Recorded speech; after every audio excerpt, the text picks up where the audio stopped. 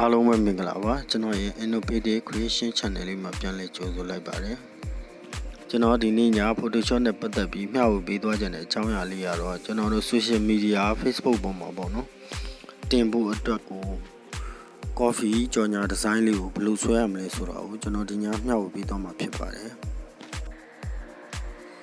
ကျွန်တော် Channel လေးကနေအမြဲတမ်းပဲ Photoshop နဲ့ပတ်သက်တဲ့အကြောင်းအရာလေးတွေကိုမျှဝေပေးနေတာဖြစ်လို့ဗီဒီယိုလေးတွေအားလုံးကိုကျွန်တော် channel လေးဝင်ပြီးတော့ကြည့်နိုင်ပါတယ်။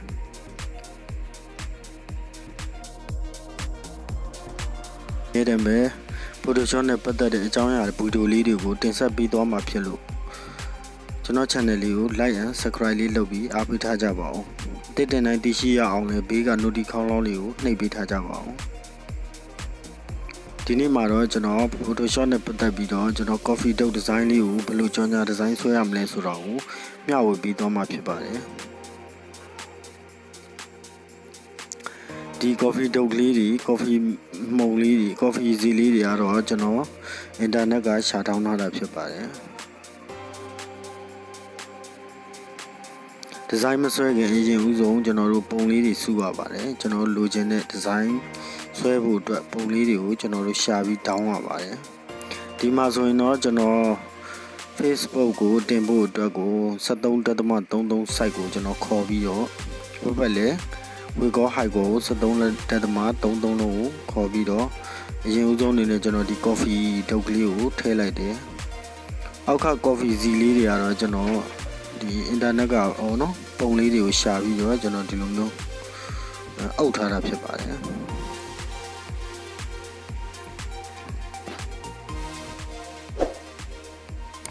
ပြီးသွားရင်တော့ကျွန်တော်တို့ logo လေးကိုကျွန်တော်ယူလိုက်မယ်ဒီ၄တောင်းထူးလေးကိုယူပြီးတော့ကျွန်တော်တို့ဆွဲလိုက်မယ်ကိုလိုချင်တဲ့အောက်ကထိုင်းစာကိုမပါချင်တဲ့အတွက်ကျွန်တော် logo လေးကိုပဲယူလိုက်ပါတယ်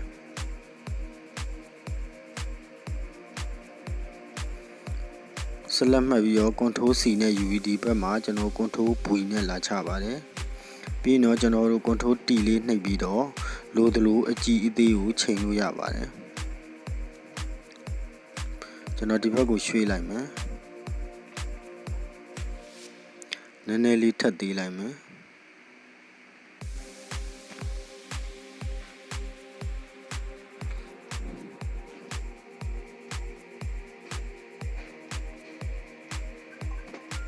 ပြီးသွားပြီဆိုရင်တော့ကျွန်တော်တို့ဒီဘက်ကကျွန်တော်တို့ design တွေကိုထည့်မယ် background လေးကိုကျွန်တော်အရင်ဦးဆုံးအနေနဲ့ယူလိုက်မယ်ဒီ background လေးကတော့ကျွန်တော် coffee thing လေးပေါအောင်လို့ coffee ရဲ့အမြုပ်ကလေးတွေပုံစံ background လေးကိုကျွန်တော် internet ကရှာတောင်းထားတာဖြစ်ပါတယ်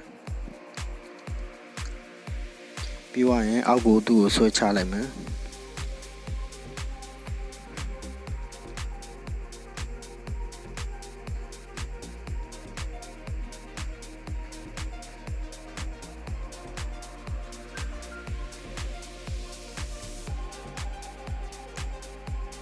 ပြီးသွားရင်ကျွန်တော်တို့အဝါရောင်လေးပေါ့နော်အဝါရောင်လေးသုံးမှဖြစ်တဲ့အတွက်ကျွန်တော်အဝါရောင်လေးဖြည့်လိုက်မယ်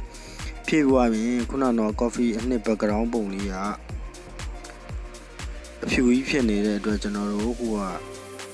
over လေးကိုယူလိုက်ပါတယ်ဒီတိုင်းလေးဆိုတော့ကျွန်တော်တို့အဝါနဲ့ရောပြီးတော့ဟိုနန်းရံပုံစံမျိုးလေးဖြစ်သွားပါပြီပြီးသွားရင်ကျွန်တော်ခုနကတော့ယူထားတဲ့ logo အောက်မှာအဖြူကြီးပါနေတဲ့အတွက်ဒီထူးလေးကိုရွေးပြီးတော့ဆက်လက်မှတ် delete နဲ့ဖြတ်ထုတ်လိုက်ပါတယ်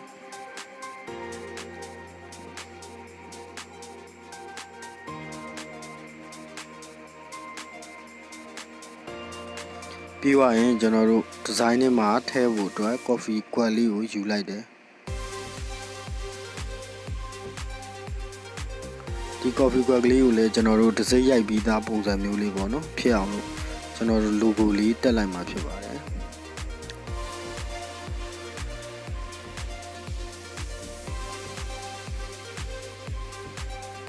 ပြီးတော့ coffee icon လေးတွေကိုကျွန်တော်အရင်ဦးဆုံးအနေနဲ့ထည့်လိုက်မယ်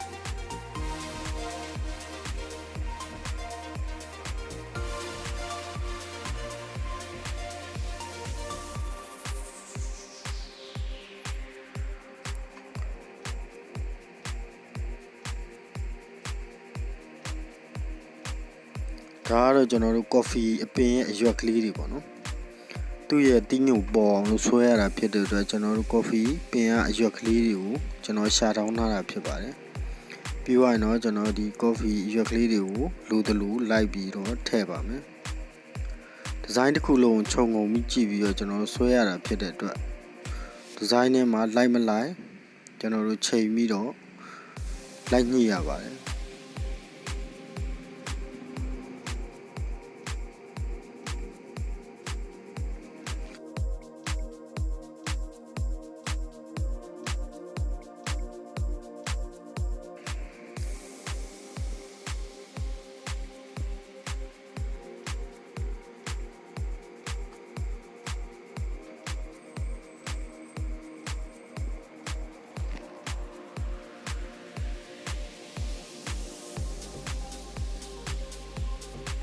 coffee ကွက်ကလေးမှာကျွန်တော်တို့ logo လေးထည့်လိုက်ပြီး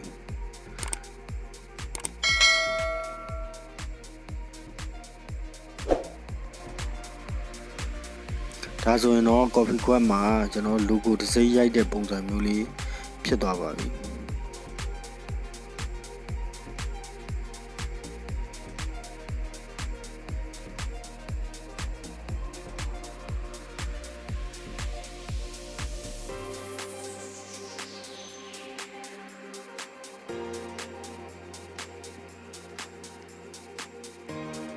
ပြီးသွားရင်တော့ကျွန်တော် coffee တုပ်ကလေးကိုလည်းလိုသလိုအကြည့်သေးချိန်လို့ရပါတယ်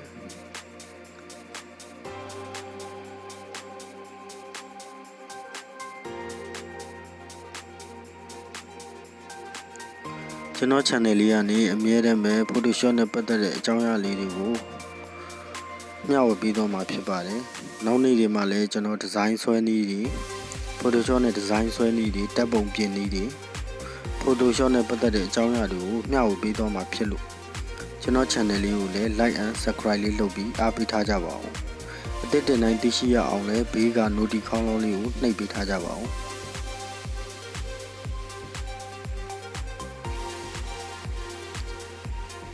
online ကိုအကျိုးရှိရှိအသုံးကျင်တဲ့ကျွန်တော်ရဲ့ညီငယ်ညီမငယ်နဲ့အကိုများအားလုံးအတွက်Photoshop နဲ့ပတ်သက်တဲ့အကြောင်းအရာလေးတွေကိုအမြဲတမ်းမျှဝေပေးသွားမှာဖြစ်ပါတယ်။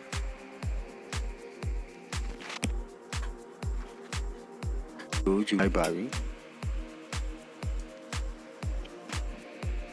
ဒီရှိတ်လေးကိုယူပြီးပါပြီဆိုရင်တော့ကျွန်တော်တို့အပေါ်ဆုံးရောက်နေတဲ့အတွက်အောက်ကစာတွေပျောက်နေပါတယ်။ခွက်ကလည်းအောက်ရောက်နေတဲ့အတွက်ကျွန်တော်တို့အောက်ကိုလေယာဉ်ကိုအောက်ကိုဆွဲချမှာဖြစ်ပါတယ်။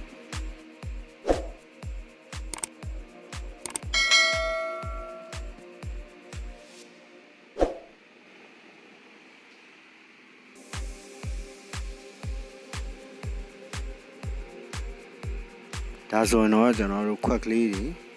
စာလေးတွေပြန်ပေါ်လာပြီဖြစ်ပါတယ်အဲဆိုရင်တော့ကျွန်တော်တို့အရင်ဦးဆုံး coffee ကွက်တွေ coffee စီးတွေ coffee တုပ်တွေကိုကျွန်တော်တို့နေရာချမှာဖြစ်ပါတယ် control T ကိုနှိပ်ပြီးတော့အကြည့်အသေးလိုက်ချိန်မှာဖြစ်ပါတယ်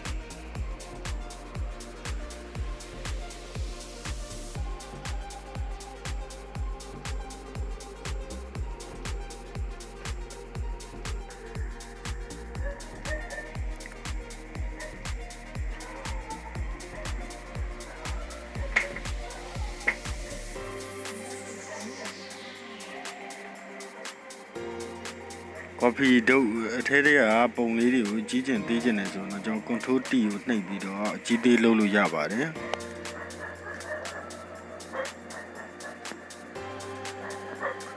coffee ရကလေးတွေကိုပွားယူမယ်ဆိုရင်တော့ကျွန်တော်တို့အရင်ဦးဆုံး order လေးကိုဖိထားပြီးတော့ click နဲ့ထောက် mouse click နဲ့ထောက်ပြီးတော့ကျွန်တော်ဆွဲလိုက်တာနဲ့ပွားယူပြီးသားဖြစ်ပါတယ်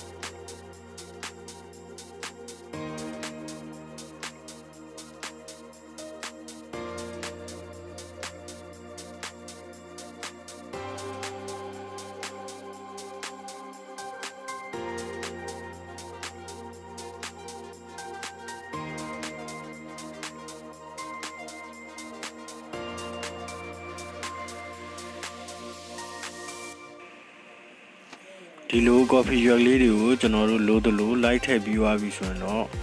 ဒီ background အောက်ခြေရဲ့ shade ကလေးကအမဲအောင်စာကိုမပေါ်တဲ့အတွက်ကျွန်တော်တို့အဖြူရောင်လေးပြောင်းလိုက်မှာဖြစ်ပါတယ်ဒါဆိုတော့ကျွန်တော်ရေးထားတဲ့အမဲရောင်စာလေးပေါ်သွားပါပြီကျွန်တော် channel လေးကနေအမြဲတမ်း Photoshop နဲ့ပတ်သက်တဲ့အကြောင်းအရာလေးတွေကိုမျှဝေပေးသွားမှာဖြစ်လို့အသစ်တင်တိုင်းသိရှိရအောင် like and subscribe လေးလုပ်ပြီးဘေးက notification ခေါင်းလုံးလေးကိုပါနှိပ်ပေးထားကြပါအောင်ကျွန်တော်တို့ designer တယောက်အနေနဲ့ရက်တည်မဲ့ဆိုရင်တော့ကျွန်တော်အမြင်ရှိဖို့လိုပါတယ်အမြင်ဆိုတာကတော့ကျွန်တော်တို့ဒီ coffee ဆိုရင် coffee နဲ့ပတ်သက်တဲ့အရာလေးတွေကိုကျွန်တော်တို့လိုက်လံစဉ်းစားဖို့လိုပါတယ် coffee ခွက်ကလေးတွေ coffee ဈေးလေးတွေ